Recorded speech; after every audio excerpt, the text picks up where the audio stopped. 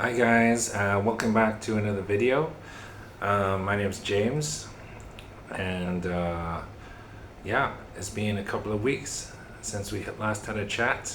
Um, so if you're not familiar with the series, I'm doing a series of videos just talking about what it is like to move abroad from a European country or a Western country to Asia to teach English. And that's what I've been doing for the last 10 years. As I've explained in previous videos, I started this journey in China, in Beijing, and there's been some interesting things happen on my journey when I was working there. And I believe the last time we spoke, we were talking about my dilemma that I had. I was at a job, wasn't too happy with how it was going, and I thought I found a way out of it. I thought I found a way out of that situation. And so basically what happened was that I was in Beijing, then I went to Hefei. I went to Hefei. I was there for a few months, wasn't happy there, and then I got a chance to do some kind of cover teaching in a different city, same company but different city in Wuhan. It's quite famous now for other reasons. Won't get into that too much. So worked there, really liked it there, and I sent a request to the head office of the company in Beijing. I said, look, I just wasn't happy where I was in Hefei, and I'm really happy here. So can I transfer here? It's just way better for me. But of course they said no, or at least not for a couple of months. And that really I wasn't happy with that at all. Like a couple of months I really didn't want to go back to Hefei. Especially it's kind of weird working in a place where they know that you want to leave, and it's because you don't like working with them, or working at that place. Kind of had a little bit of a falling out with one of the local teachers there. It was just, it was something silly like, I said I'd buy a gym membership, or buy her gym membership off her because she didn't want it anymore, and she would transfer it to me. But then I kind of found a gym within my condo, and I thought, well, I just, without thinking, I kind of joined this because it's just more convenient. And, I didn't kind of tell her about it, and she was pretty angry with me, I think. So I noticed when I was working with her, she seemed not very pleasant, and she kind of embarrassed me a bit when I was teaching. Bearing in mind, I was still very new, and I was kind of just trying to work out what I was doing. And she was very experienced, being there for 5 years. So, but the way she did it, she really kind of humiliated me in front of the class, just yelling out from the back, "That's not what you do," or "Oh, you didn't teach anything," or something, And I kind of snapped at her a bit, and after that, she didn't even work with me anymore because we just didn't like each other. But anyway, going back to the situation in Wuhan. So yeah, very disappointed. Even 2 months seemed way too long for me. So what happened was that I remember going back to my hotel, and the teaching kind of recruitment situation back then, not sure what it's like now, but because the government kind of killed most of the industry, but back then, you were always getting contacted by recruiters all the time on, on the WeChat application, which is like the social media network there, where you can basically pay for everything, chat to everybody, etc. And like a WhatsApp, a Chinese WhatsApp. So, I got some information from this recruiter back in Beijing for another company, and I don't know, I just kind of replied, and I just went through the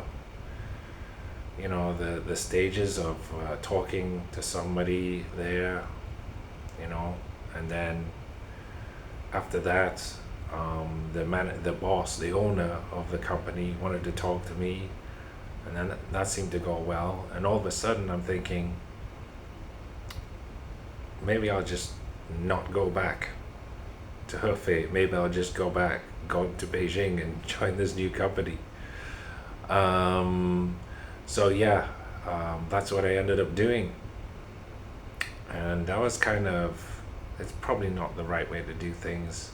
I should have just contacted my previous company and just said, look, I just don't want to go back to Hefei. I just don't, not even for 2 months. But I didn't do that. I just didn't go back there. So it's kind of a strange situation. I didn't realize it would cause the trouble that it did, actually. But so what did I do? I finished the 3 weeks or so that I did in Wuhan, and then I got back on the train to go back to my place in Hefei, and I basically just went there and packed everything. I didn't have that much stuff, just packed everything, and then just got back on the train straight to Beijing. And didn't contact my previous work. I just kind of left, and my new company got me put up in a hotel, and I just went and stayed there. And next day I went for training in my new company. Obviously, what happened after that was my previous company, they started contacting everybody that knew me or they thought knew me to ask where I was, and I just kind of cut myself off from them. And I had there was a lot of messages from different people saying, oh, what you doing and everything. And I didn't realize the visa ramifications of what I was doing there in that situation. So I find out about 6 months later the kind of problem I caused for myself with regards to my work permit. I just thought that I had a work visa and it didn't matter where I worked. I just had a visa, I had a work visa, I had the right to work. But it's more complicated than that. Your visa is not just a visa for you to work anywhere, it's a visa for you to work at the company and place where you applied. And but I guess I didn't care at that point. I think my thinking at the time was, I was so unhappy with the situation in Hefei that I might have just gone home. I might have just gone, okay, I'm either going to go to Beijing and do this and try to carry things on, or I'm just going to get on a plane and go home, because this has been really hard, really difficult start to my life in China. Those first 6 months, it wasn't just the job, which I just seemed completely out of my depth at the time. Took me quite a while to really understand what I was supposed to do. And on top of that, you had all the nonsense with running out of money, being in a huge place, way bigger than anything I'd ever seen in my life. Having to navigate the subway system, doing silly things like I thought I was buying cheese when really I was buying tofu, just stuff like that. Just not having a phone for 7 weeks and struggling to contact anybody outside of the country. So it was just, those first 6 months, I reached that critical point, and I think a lot of foreigners do. Foreign teachers back in China, a lot of them leave within the first year, mostly, because they reach that critical point where they're just like, you know what, this is too much in terms of the work, too much in terms of the culture differences, and you had stuff like the pollution there.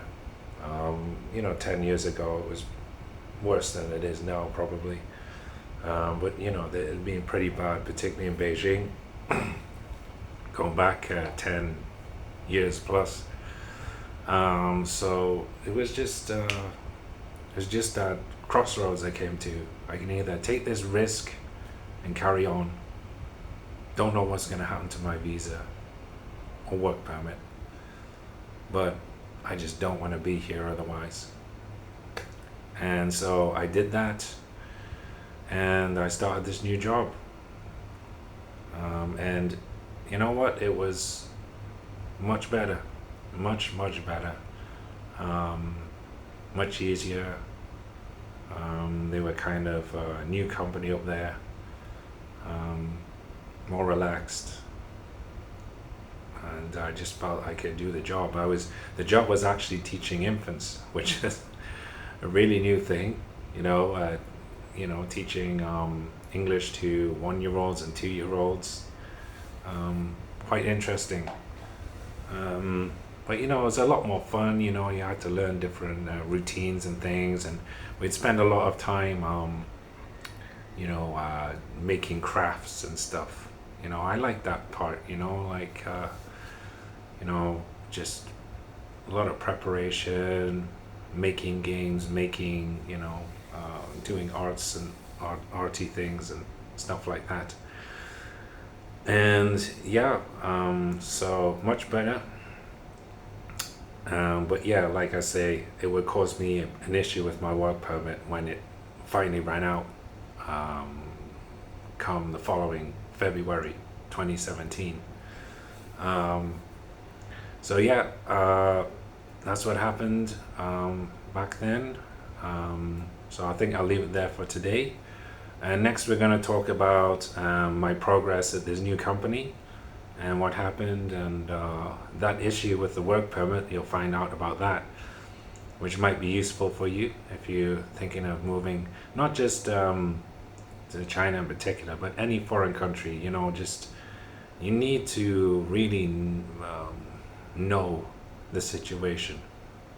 If you put too much trust in the locals, then sometimes a lot of them they will bend rules just to get you there, but they don't really mind if they lose you because they just find someone else. So it's really important that you know what you're supposed to do with regards to visas. Otherwise it could get you into some trouble, and a country like China, you don't want to be in trouble as a foreigner there. And you will find out I had some issues with the old immigration police in China the following year. So stay tuned. Thanks for watching. Please like and subscribe, and I'll see you on the next one. Bye bye.